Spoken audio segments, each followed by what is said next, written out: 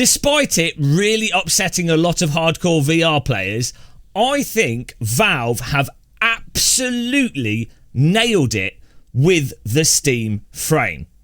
And in this video, I'm going to explain why Valve are effectively taking a completely different direction with VR, with the Steam frame, and why that direction makes so much sense. And I think by the end of this video, those of you that are hating on the Steam frame and a bit confused by it, I think you will actually be like, oh yeah, this really does make sense. So if you like these kind of witchery videos, subscribe, and then you can unsubscribe when I say something you dislike. You can click the like button as well. I don't know what it does. And of course, thank you channel members for supporting us. It allows us to make this type of content. So the Steam frame superficially looks like basically a Valve Quest 3. And I do think superficially there are many similarities to the Quest 3 and the Steam frame. And it doesn't really it's not really a surprise, because the Quest 3 is a really well-designed device. The decision with the lenses they've picked, the resolution, the compactness, the nature of the Quest 3, it's a fantastic VR headset. It's still my favourite VR headset. And so it makes sense for Valve to basically have something that superficially is really similar. That said, though, where the differentiator is and where things are really different is that I really think that Valve are treating the Steam frame more as if it is a monitor than a VR headset.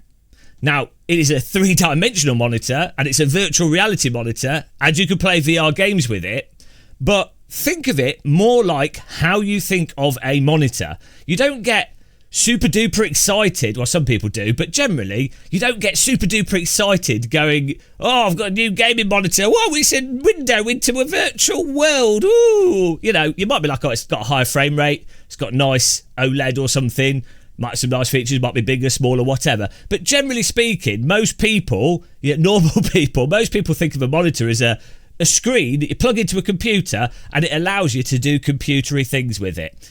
It's not really sold on like the magic of monitor technology, right? And if you look at VR, historically, even going back to the 90s, it's always been sold on this really stupid, the VR headset puts you into the virtual world, wave your hands around like an idiot, recreating Minority Report displays. You know, oh, I'm escaping reality into virtual reality. And that's how even Valve marketed the Valve Index, and how pretty much all other VR headsets have been marketed. Whereas in reality, it's much better to think of a VR headset as literally it's a screen. It's just a screen that you plug into a computer that has additional features.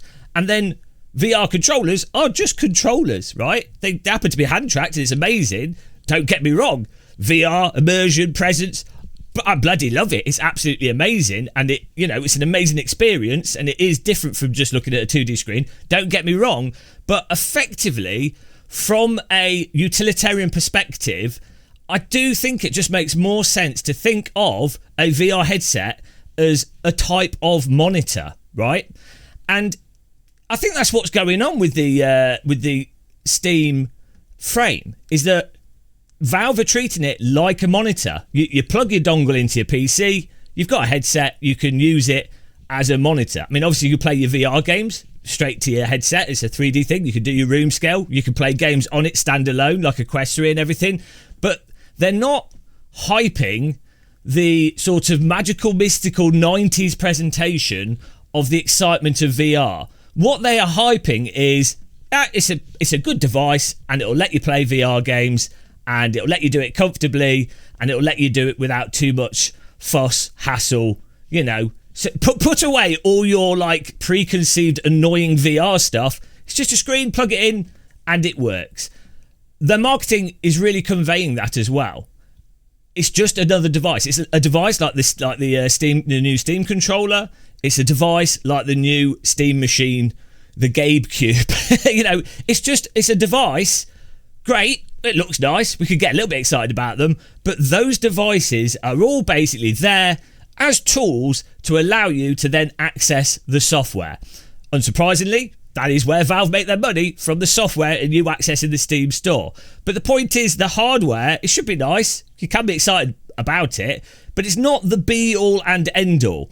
And I think that is the really crucial thing with the Steam frame that I think a lot of people are not really fully grasping.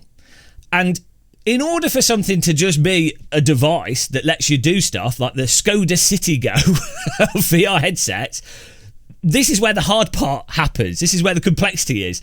Valve have to nail the comfort of it. They have to nail the plug and play nature of it. It has to just work, and we don't know to what degree it does. So maybe they'll fail miserably on that, and then this entire video, what I'm saying, will all fall flat. But it has to nail those basics.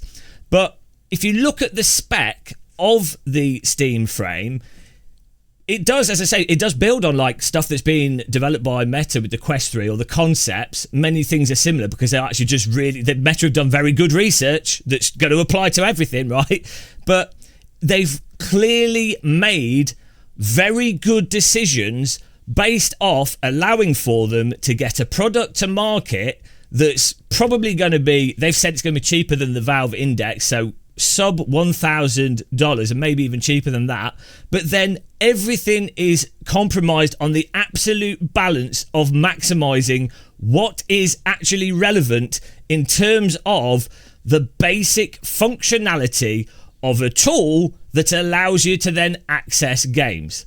So sure, if you're a super niche sim fan, flight simmer, driving sim fan, it might not be, or it definitely won't be, the absolute apex of resolution or field of view for you for that one specific task, right? But keep in mind, when you get a Pimax, Big Screen Beyond, or these other headsets, you're going to need like other things to like track, and you're going to need to have a mega beast computer. You're going to have to deal with their software. Those headsets often don't actually have the best sweet spot. They've got all these other compromises. Sure, they do resolution and field of view or some other things really nice. They're very expensive, and for some people, those other things might not be as important. So that's great, and it's great that you've got those devices. But the point of the Steam frame is that it's like a monitor. You plug it in, and it will work good enough to a very high level, but good enough that it's sort of like a standard. It's like, there you go, plug it in, right? I mean, I'm using it. It's a VR headset standard. It's like a monitor. You plug it in and it works. Weirdly, we actually went through this process even with computer monitors, where you had all these different types of computer screens and, God knows what going on. Some people would use TVs, some people use monitors, some were black and white, some had different video standards, some you couldn't plug into directly into a graphics port on your computer, all this shit. And then eventually it got to a point with screens where you could go in, plop a basic amount of money down, plug it into a HDMI port, and, well, sound works on it, frame rate's good, generally just works, right? That is the point of the Steam frame. It should be as comfortable as possible, generally works, and does the job.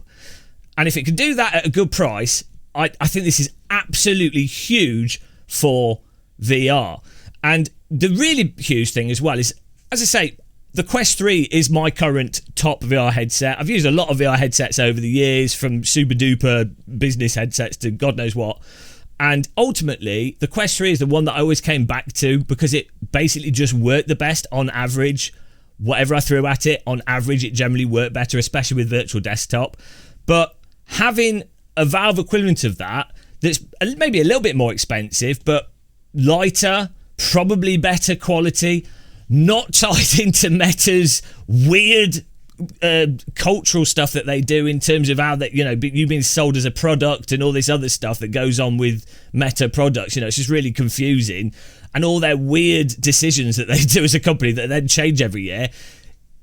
The nature of a sort of Quest 3, but with Valve's polish, with Valve's focus around it being actually for gaming and basically a PC screen device, is actually bloody perfect, I think. Or it's what I think was needed, and I think it puts really good competition into the space as well. again, I totally understand why people that want, and I like this as well, I would like Valve to also do a mega crazy Steam frame, and maybe that's something they'll do at a later date. But I think as a paradigm shift for how you understand and use VR, this is what was needed. This is the VR headsets are basically monitors. Let's stop waving our hands around and pretending it's Ready Player One on our stupid treadmills. Like, you know, it's time to get past that. It's time, it's maturing. We've moved past the stupidity of 90s VR, finally. So, well, I'm prepared to eat all my words when we do get one and use it, and it turns out it's rubbish. But I don't know. Do you agree with my view on this? Do you think I've drunk too much tea? Well, actually drinking coffee, apologies. But have I gone off my head? It's the coffee. It's ruined everything. Let me know in the comments, but hopefully you enjoyed this video. Thanks for watching. Happy tea drinking or coffee drinking. Take care and goodbye, guys.